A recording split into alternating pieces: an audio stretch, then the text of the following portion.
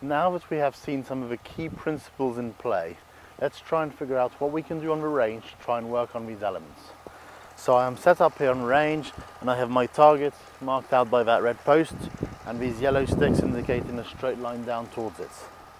So I'm setting up, I'm making sure my weight is forwards, my handle's forwards, and importantly here, I'm going to try and make sure that I start my ball to the right of my target line. So I am going to set up my club face slightly to the right of that target line. As I make my backswing, I'm going to make sure my hands work inwards behind me. And I'm not going to do very big shots to begin with, just very small shots, but really focusing on starting them to the right hand side of the target. And I don't know if you can see this on the camera, but we'll have a look on the TrackMan data later. That ball was curving back to the left hand side, even on quite a short shot like that. Very important that I slide as much as possible and not turn. So again here, the important things are the principles, and so understand that very often golfers have an excessive amount of turn and not enough lateral motion towards the target. That's what leads to the out to in path and the slice shots. So make sure that you have a sufficient amount of slide during your golf swing.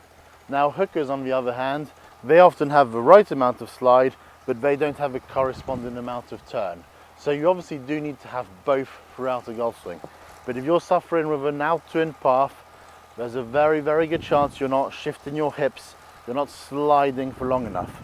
So try and just envision maybe a stick on the ground here, and during your downswing, you're not trying to turn, you are trying to slide the length of that stick.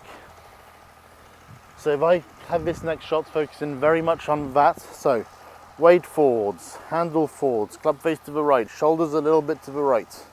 I'm going to make my hands go in. I'm really going to concentrate on sliding as opposed to turning.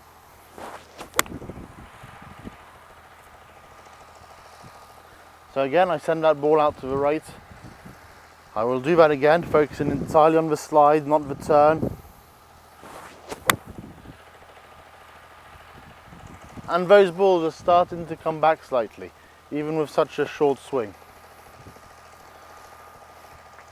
One thing you'll notice is when I finish these shots, you'll see very little gap here between the knees.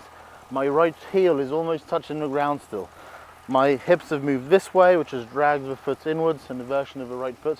I haven't made the heel spin out.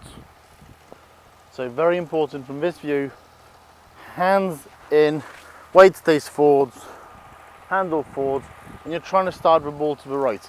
And again, it doesn't have to be very big at all. It can be a really short swing.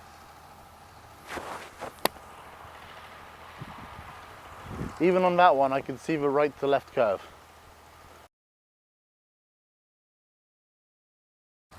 Now, if we have a look from this face-on view, this is what it will look like with regards to the hips sliding forwards. So left arm club straight line, hips forwards.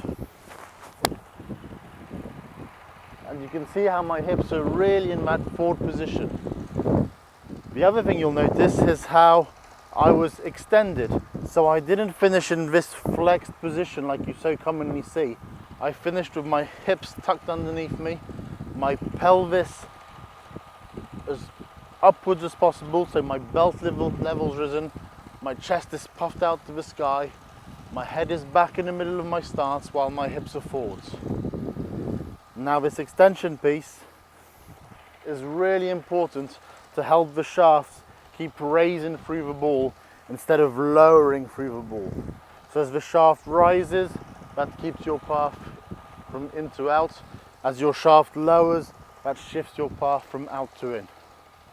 So if I do it again, weight forwards, handle forwards, club face to the right of the target, but it's going to be close to the path, and this is going to be helped by my wrist being in flexion like this, which is going to close the face to the path.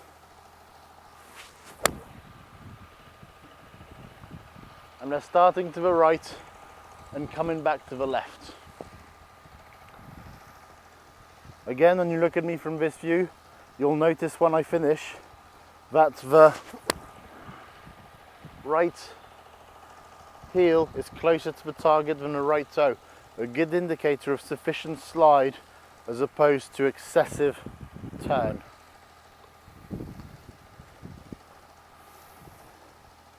Feet out, handle forwards, weight forwards, hands in. I can feel the right leg straightening as I'm doing this, and I'm most definitely not going to allow myself to stay in flexion and have my head shift back behind the ball in an effort to create power. Absolutely not. I'm going to keep it forwards where it was.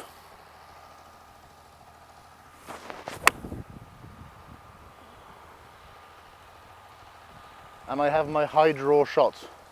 So, super important, weight forwards, handle forwards, hands in, facilitated by the straining of the right leg, which allows the hips, allows the shoulders to keep turning so the hands can make that move inwards with depth. And through the shot, make sure the arms are nice and straight in this position, don't let them fold, don't have that typical chicken wing position, which again would make the club head move across the ball. It would make it move across the ball. Make sure the arms remain straight. Very good checkpoint here would be to have the elbows as close together as possible. So if I do one more here, and I'm going to really focus on the elbows at the finish.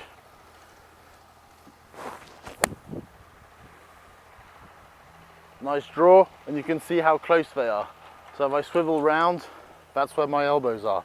So they started about 4 inches apart, and they're still that same distance apart. The difference, the opposite, would be going.